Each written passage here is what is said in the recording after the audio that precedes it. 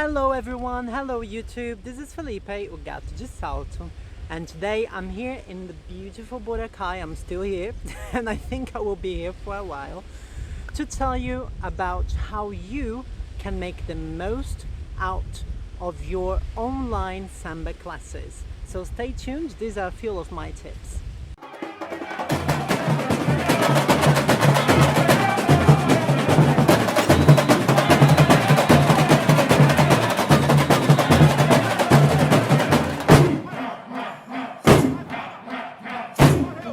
Alright, so it's no news for anyone. We all know that the entire world is going through this pandemic. Everybody's talking about the COVID-19. People are at home for months and weeks, and who knows when all of this is going to be finally over. So basically, everyone has been trying to do whatever they can to stay safe, to stay sane, to stay healthy. And of course, we dancers, we are no different. We are also doing the best we can in order to keep our training, keep rehearsing, keep learning, especially when it comes to samba. It's something that it has to be continuous. So no wonder that there are so many online classes being offered.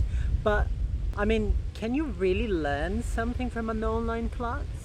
I basically started teaching online myself just this week. I tried to stay away from it as much as I could, but now it's been very long. My girls and the people who usually take classes with me, we miss each other, we miss being together.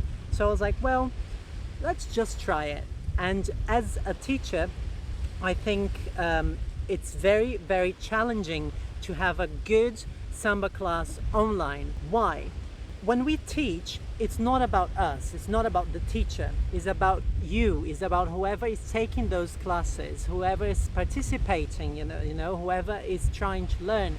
So, since the interaction is missing, since we're basically just teaching a camera, it's very difficult to make sure that people are actually learning something. We can say, we can ask, are you guys okay? And sometimes a thumb comes up, but we can't really see, you know? So the first tip that I would like to tell you about how to make the best out of an online class is for you to remember that this is not about the teacher. This is about you. What I see is people trying to see the camera, trying to keep up with the teacher. Oh my God, what is he doing? And not focusing on themselves, not focusing on their forms. If everything is looking good, if their hands are well positioned, if their arms are stretched, if their legs are stretched, if their hips are popping enough.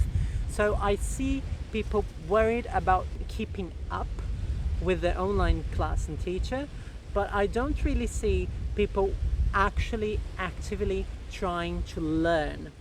So this is my first tip for you. Focus on yourself. How can you focus on yourself with an online class going on? Well, first you need to make sure that you have realistic goals. Of course, you might go into a class, online class with me or with someone else, and you might learn everything and come up and be able to follow all of the steps. Great. But remember, the focus is you. So maybe a good idea or something that you could do is definitely try to have a mirror placed in front of you. So if possible, you can actually look at, oh, I have someone on my shoulder.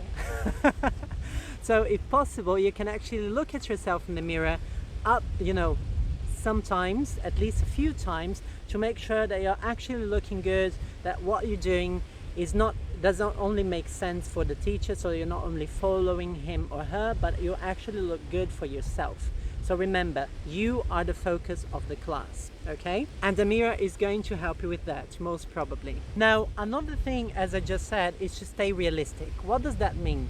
Perhaps do not aim to have everything perfect. Perhaps just focus on some of the technique if that teacher is actually giving technique. I noticed that many online classes is all about sequences and choreos, which is perfect and wonderful. But in case the teacher is giving you a technique about how to pose, how to use your arms, how to stretch your knees and twist your hips, make sure you focus on that. Technique is the most important thing that we have as dancers. When you have a solid technique, you'll be able to build on above it and actually start developing your own stuff, your own steps, your own style. So make sure that whenever you are in an online class, focus on the technical elements. Even if they're not easy to find, try your best to find those technical elements and focus on them. Now, if for whatever reason technique is really not the focus of the online class you're taking, no problem, you still have to make the best out of it. So perhaps focus on 1 or 2 steps. Of course, you will try to do the entire class to keep up with the teacher. That's what you should do anyway. But make sure you really observe your teacher, him or her, at specific steps, maybe a new step for you, for example. So how does he do that? Or the rebolado. How does he do the rebolado? Where does he place his hands? Where does she place her hands? What are the difference between him and her when it comes to the rebolado? So even if there is no explicit technique being taught to you, try to find the technique and to get elements that can be technically structured. Oh my gosh, that sounds so complicated. For you to actually make progress. And as soon as you have the chance, get in front of a mirror and practice and see, oh yeah, right, I remember Felipe put his hands above his waist, between his rib cage and waist, or I don't know, whoever else, she moves her base hand and keep her upper hands, frozen. Just try to find elements, even within a choreography, that you can focus on. Do learn the entire sequence, do learn the entire choreography, but choose a couple of elements that will be the focus of your class, of your attention, and this way you are actually making the most out of it. You will remember something. When you reflect, when you have a philosophical thoughts and reflections about what a person, the artist, the teacher is doing, that's when you absorb it. All right, and most importantly, after the class is over, and basically if you had a mirror, wonderful. If you didn't have a mirror, at least you try to feel how the movement is supposed to feel. You had your teacher as a reference. But what you can definitely do after is to keep practicing. So go to a mirror, or if you don't have a mirror, get your phone and record yourself. We are the most strict critics when it comes to us. I know I am terrible. I'm terrible at myself. I don't even know where I find the courage to make YouTube videos for you guys, or to perform, or to teach. When we have to judge ourselves, we are very, very strict. So film yourself and identify when you watch what you're doing, your samba step or the rebolado or the sequence. When you watch what you're doing, write down, take notes of what you don't like. Oh, I don't like my arms. Write it down. I don't like my neck. Write it down. My hips don't seem to move. Write it down. And then after, I'm sure that whoever your teacher is, he or she will be happy to go through the little list of things with you and give you technique or give you advice how you can improve that. And of course, when if you have the chance, this is something that I do with my students very often, with people who take my classes. I don't usually answer questions during the class because it's very difficult for you to teach and read all the comments, especially on live.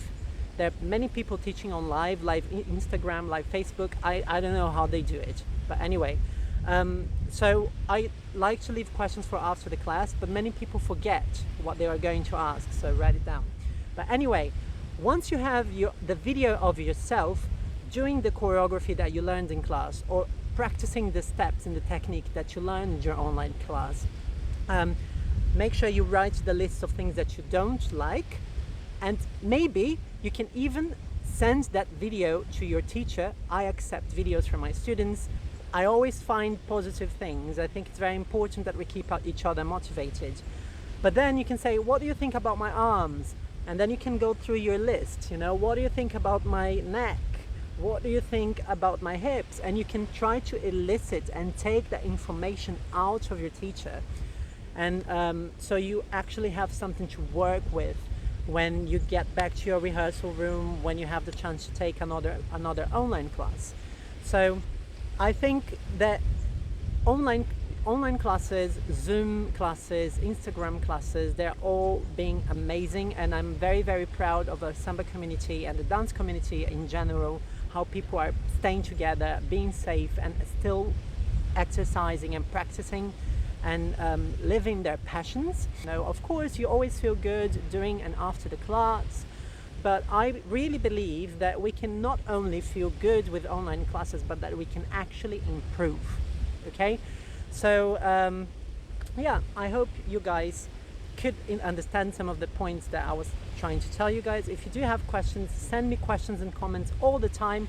As I said, I'm teaching classes online as well, twice a week. I'm doing with a limited amount of people per group because I really like to open each individual little window and watch them. But most of the times the feedback that I can actually give is from videos that are shot after the class and resend it to me, and then I can say, hey, maybe watch this, watch that, try to do this, try to do that, and see how you feel. Okay, so if you like this video, please leave your thumbs up and subscribe so you know that there's another video on the way out to you.